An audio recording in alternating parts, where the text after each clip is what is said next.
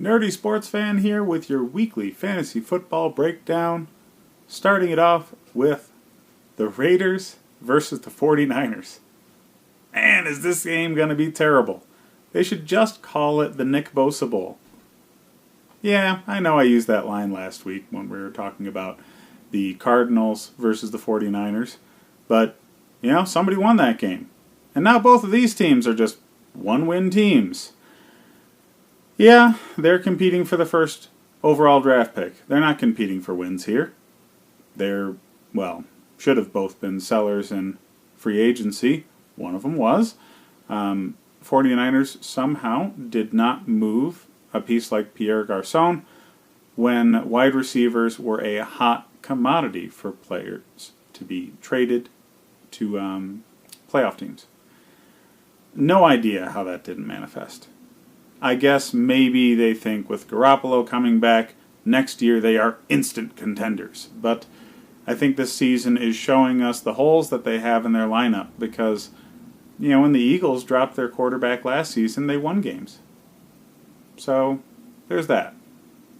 As far as the fantasy football impact of this game, neither quarterback is worth even thinking about in fantasy football in general.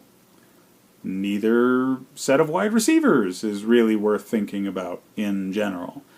If you have to start a receiver from this, I hope it's Goodwin, because he's the person that has a chance of having a real breakout game with any sort of regularity.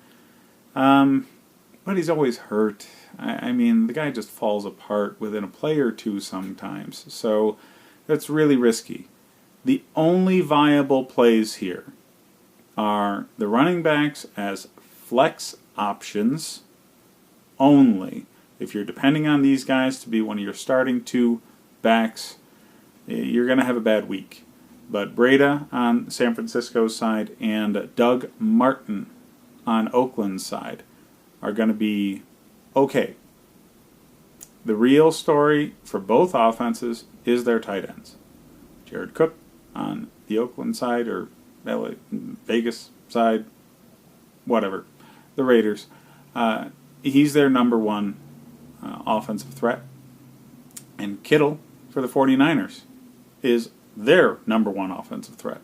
So if you have either, you have yourself a number one tight end in a year that's terrible for tight ends. But otherwise, if you have either defense, one of them's going to win, right? And both teams are terrible on offense, shooting themselves in the foot pretty frequently. So, one of the defenses is probably going to score well, so it's a crapshoot here. But, I'd stay away from them. Just Jared Cook, George Kittle, that's it.